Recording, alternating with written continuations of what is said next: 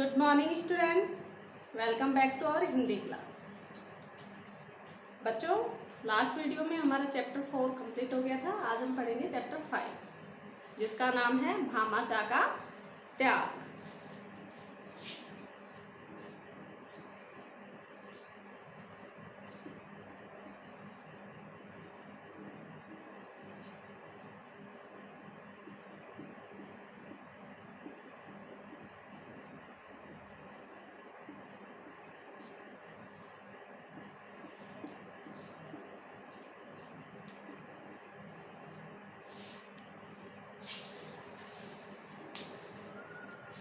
बच्चों, भामाशाह कौन थे? भामाशाह मेवाड़ के शासक महाराणा प्रताप के सलाहकार थे, साथ ही साथ उनके घनिष्ठ मित्र थे। घनिष्ठ मीन्स गहरी मित्रता थी उन दोनों में। महाराणा प्रताप को तो आप सभी जानते होंगे। महाराणा प्रताप मेवाड़ के शासक थे। मेवाड़ पर मुगलों का अधिकार हो गया था और मुगलों से मेवाड़ को आज़ाद करवाने के लिए उन्होंने अपना जी जान लगा दी थी। तो भामाशाह ने किस प्रकार महाराणा प्रताप की सहायता की वो हम इस चैप्टर में पढ़ेंगे। जब महाराणा प्रताप के पास कुछ भी नहीं बचा था और दर दर भटक रहे थे, जंगलों में घूम रहे थे और उन्हें जंगल में भी घास फूस की रोटियां भी नसीब नहीं हो रही थी, उस समय उन्होंने वहाँ से जाकर कहीं और रहकर अपनी शक्ति बढ़ाने का निश्चय किया। तो उस समय भामाशाह आगे आए और उन्होंने महाराणा प्रताप की सहायता की।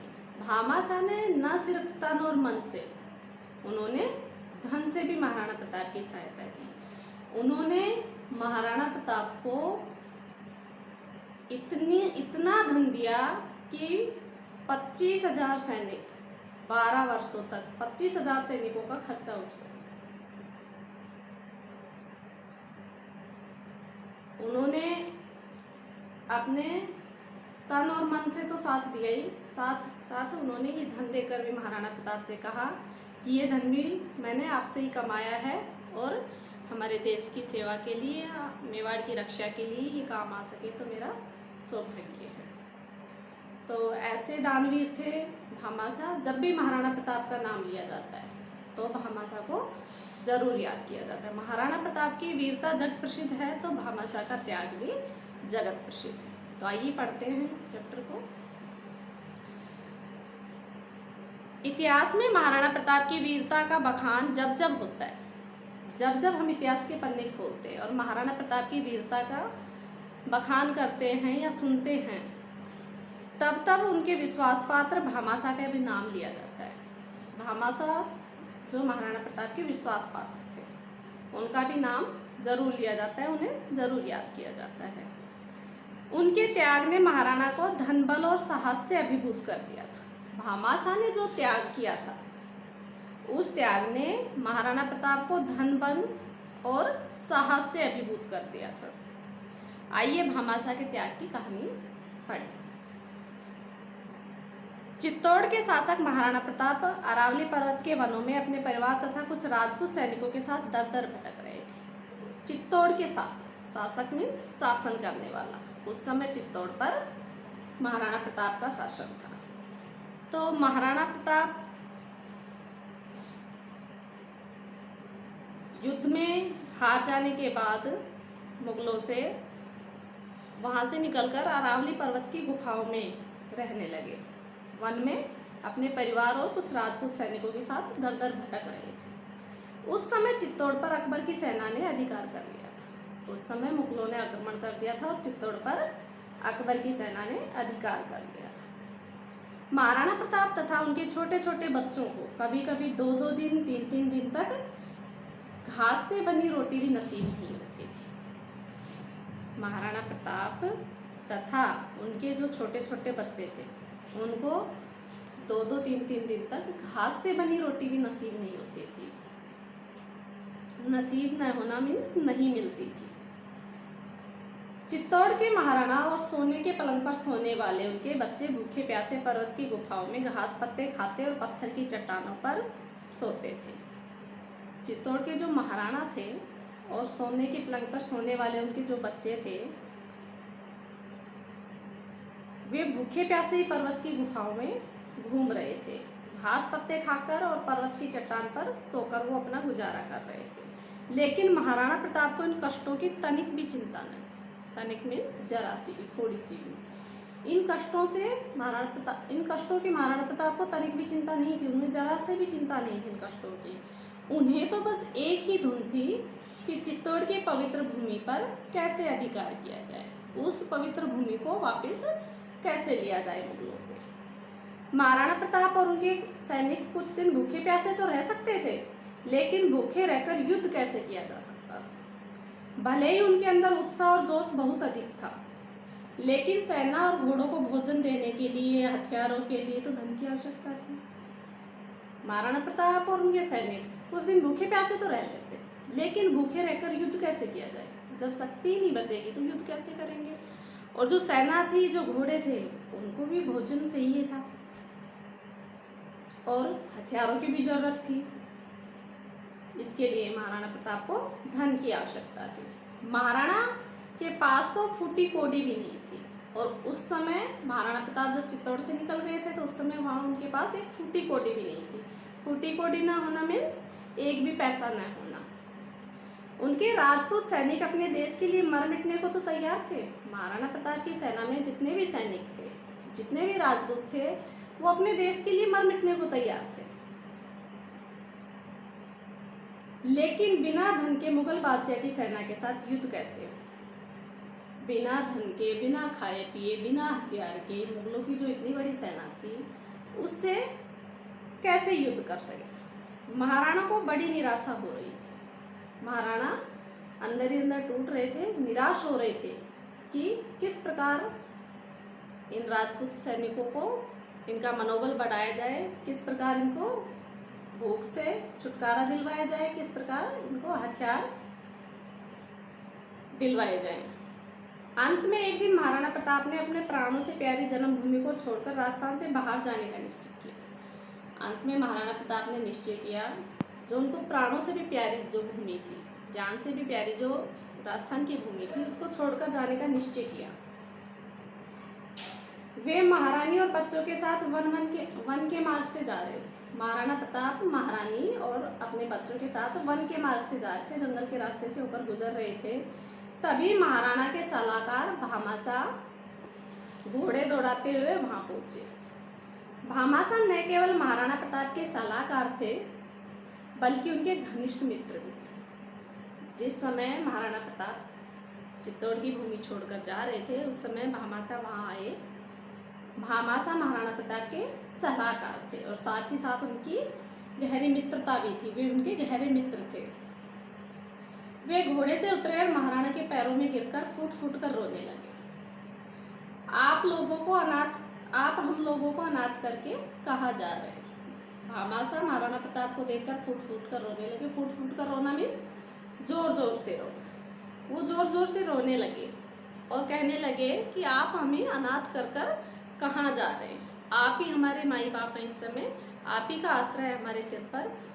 जब किसी के सिर पे माँ बाप का हाथ ना हो तो जैसे बच्चे अनाथ हो जाते हैं, उसी प्रकार भामासा ने कहा कि आप ही हमारे सब कुछ है इस समय, तो आप हमें अनाथ कर कर क्यों जा रहे हैं, हमें छोड़कर क्यों जा रहे हैं यहाँ से। महाराणा प्रताप ने भामासा को उठाकर गले लगा लिया। महाराणा प्रताप ने भामासा को उठाया और अपने गले से लगाया और अत्यंत दुख से कहा, अत्यंत मीन्स बहुत अधिक दुखी होकर, आज भाग्य हमारे साथ नहीं है, आज यहाँ रहने से कोई फायदा नहीं। महाराणा प्रताप ने कहा कि आज भाग्य हमारे साथ नहीं है, अब यहाँ रहने से कोई फायदा नहीं है, इसलिए यहाँ से जा रहा हूँ। कहीं कुछ धन मिल जाए तो उससे सेना एकत्र कर फिर से चित्तौड़ का उद्धार करने लौटूंगा। महाराणा प्रताप ने कहा, इस समय भाग्य हमारे साथ नहीं है, इसलिए मैं यहाँ से जा रहा हूँ, लेकिन कुछ समय बाद सेना को इकट्ठा करके, एकत्र मीन्स इकट्ठा करना, एकत्र कर मैं यहाँ वापस जरूर लौटूंगा और फिर से चित्तौड़ का उद्धार करने आऊँगा। उद्धार करना मीन्स भला करना, चित्तौड़ की भलाई के लिए मैं दोबारा लौटूंगा।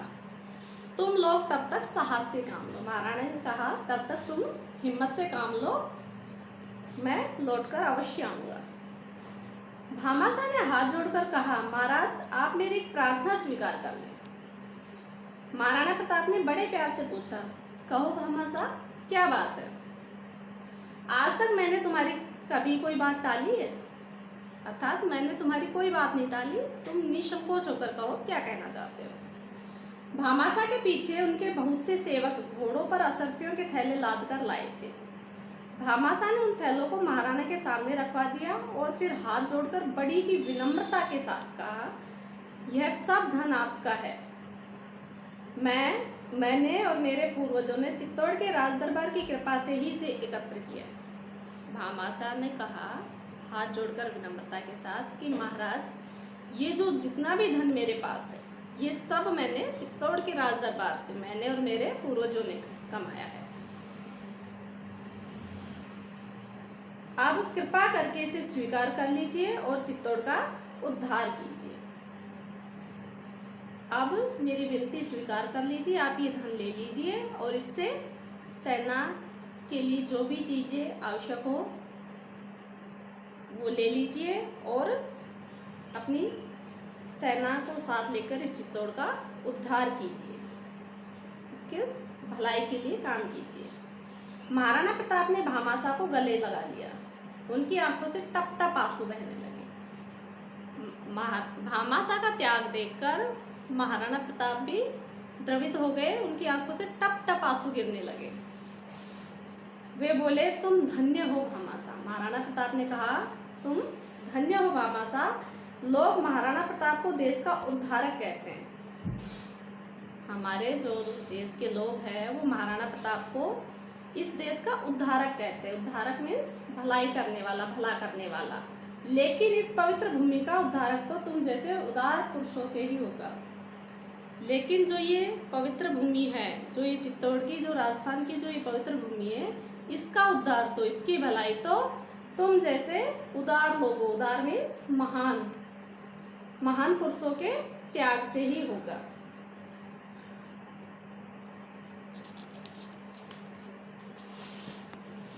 कहते हैं कि भामाशाह ने महाराणा प्रताप को इतना धन दिया था जिससे 2500 सैनिकों का लगभग 12 वर्षों तक खर्चा उठाया जा सकता है। लोग कहते हैं कि उस समय भामाशाह ने महाराणा प्रताप को इतना धन दिया था कि जिससे 2500 सैनिकों का खर्चा लगातार 12 वर्षों तक उठाया जा सके।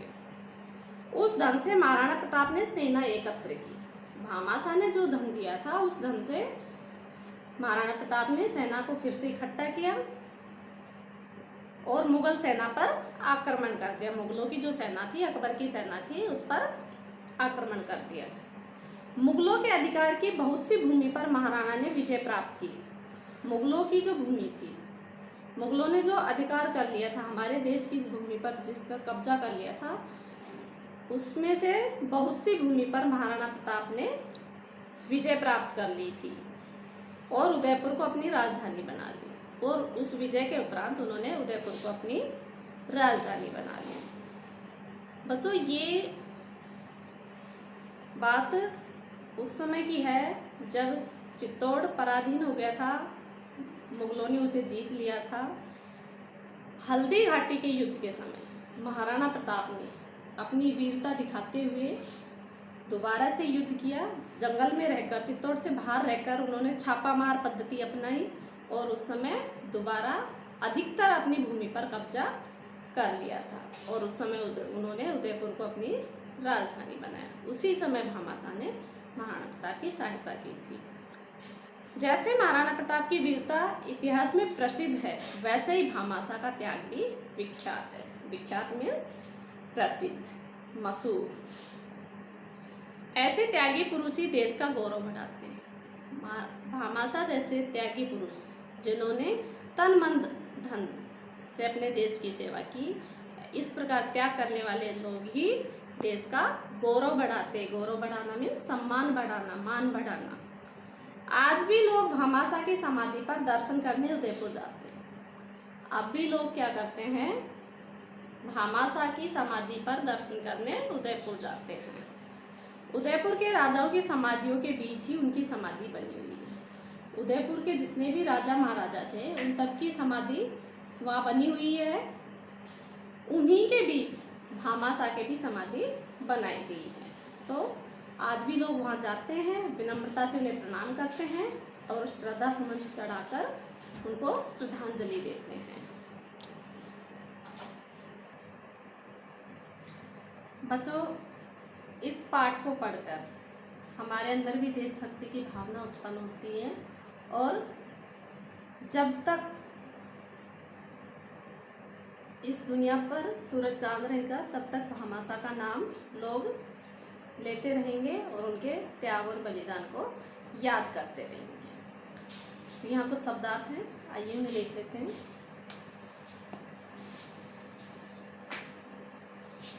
बच्चों, नसीब मीन्स भाग्य, नसीब कहते हैं भाग्य को। तनिक मीन्स जरा या फिर थोड़ा।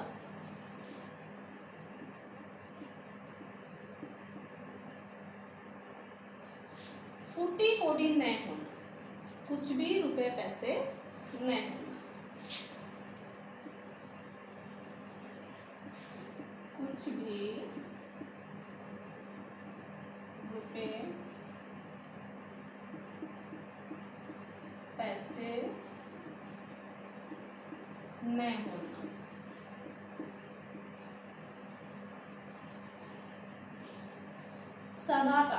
सलाहकार किसे कहते हैं? जो व्यक्ति सलाह या राय देता है, अपना जो मशवरा रखता है। तो सलाहकार मीन्स सलाह या राय देने वाला।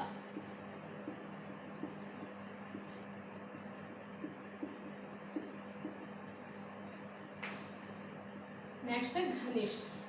बच्चों, घनिष्ठ होता है हमारा कोई नजदीकी।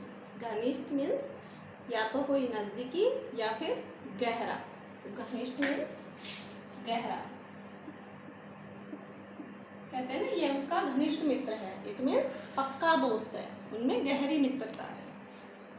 एकत्र मीन्स इकट्ठा करना।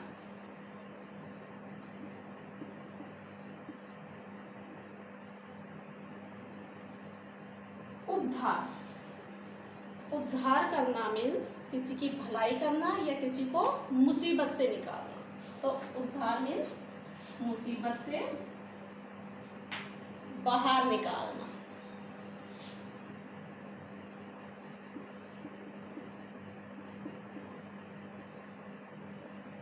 मुसीबत से निकालना।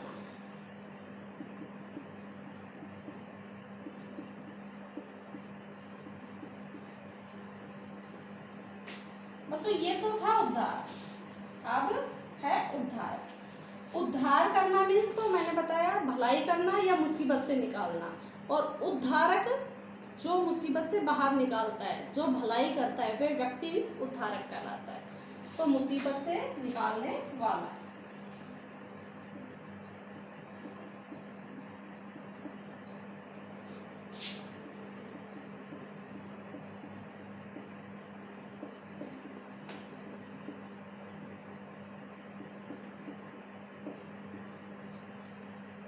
नेक्स्ट है उदार। उदार कहते हैं जो व्यक्ति दयालु होता है उसे। उदार मीन्स दयालु। और लास्ट है विख्यात। विख्यात मीन्स मशहूर या फिर प्रसिद्ध।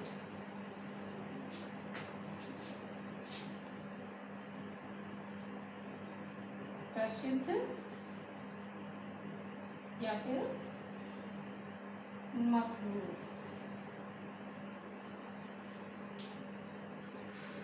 बच्चों, ये कुछ वर्ड मीनिंग है यहाँ पे, ये आपको लर्न करनी है और साथ ही साथ अपनी फेयर नोटबुक में नीट एंड क्लीन हैंडराइटिंग में लिखनी है। आज के लिए इतना ही काफ़ी। मिलते हैं नेक्स्ट वीडियो में। धन्यवाद।